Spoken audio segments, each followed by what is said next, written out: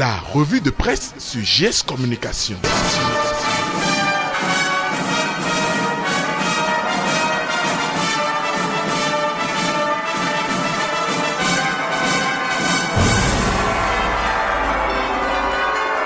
La revue de presse sur GS Communication.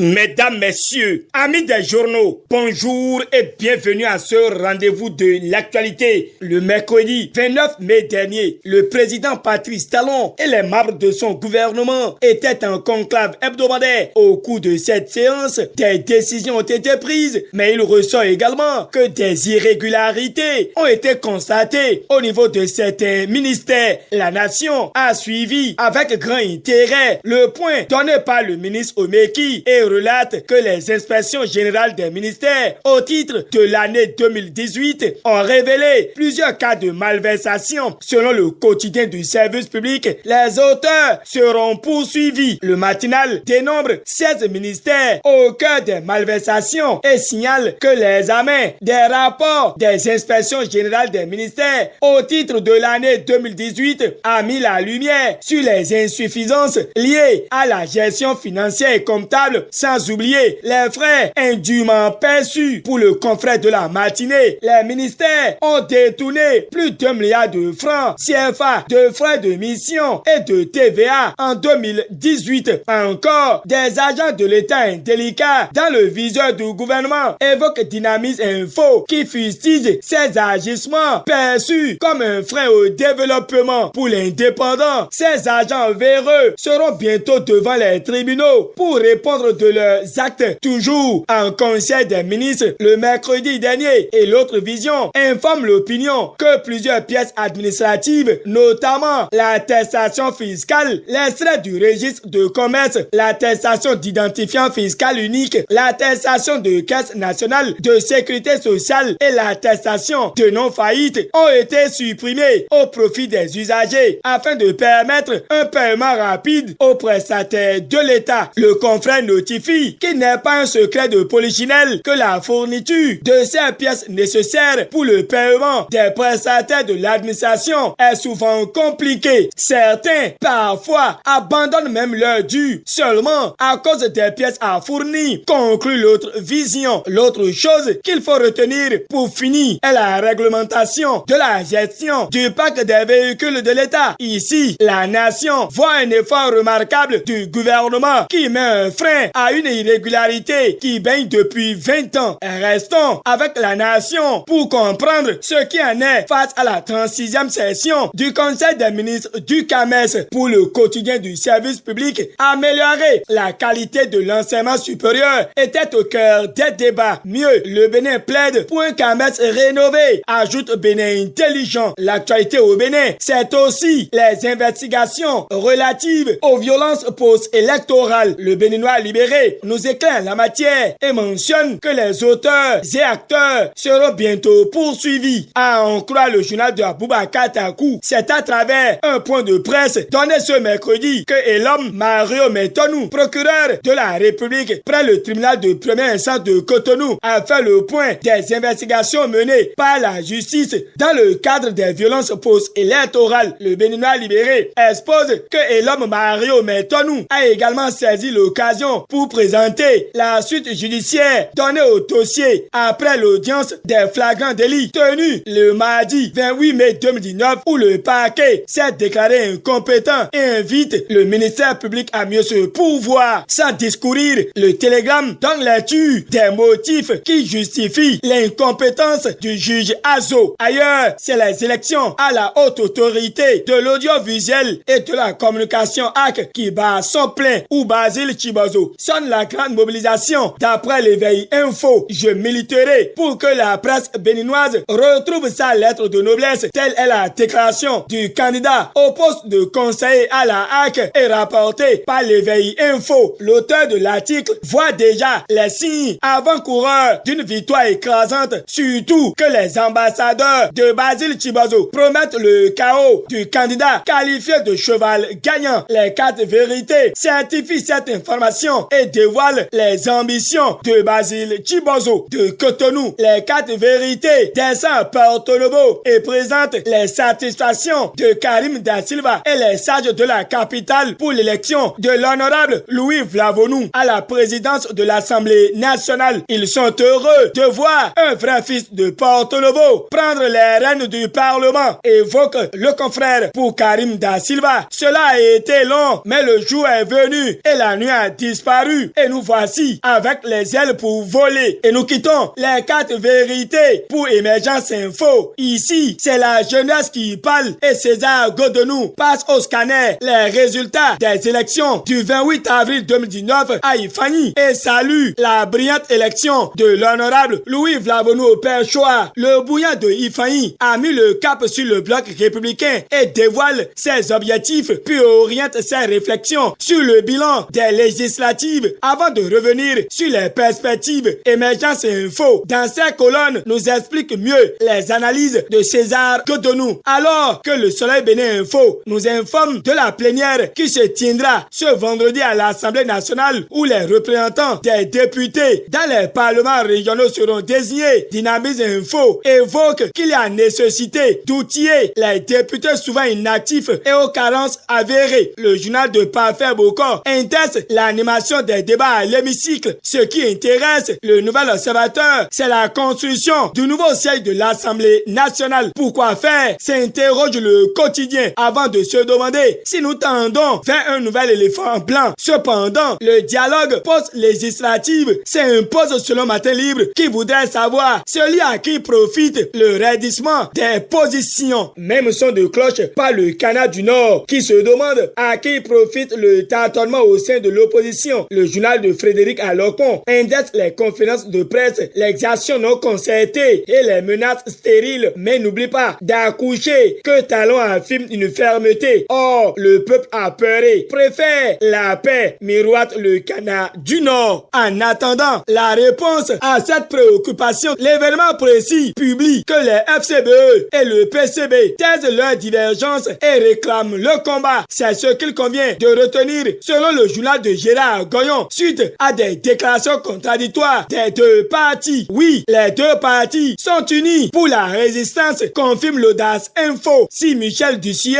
est prêt et veut rivaliser avec les meilleurs du continent, d'après l'Éveil Info, Matin Libre note avec amertume qu'il y a 210 absents dans le mono pour le brevet d'études du premier cycle BPC 2019. Triste réalité. Fin de cette revue de presse. Réalisation et présentation Gutenberg Soou. GS Communication vous souhaite de passer une bonne journée et un très bon début de week-end. À dimanche pour l'actualité phare de la semaine.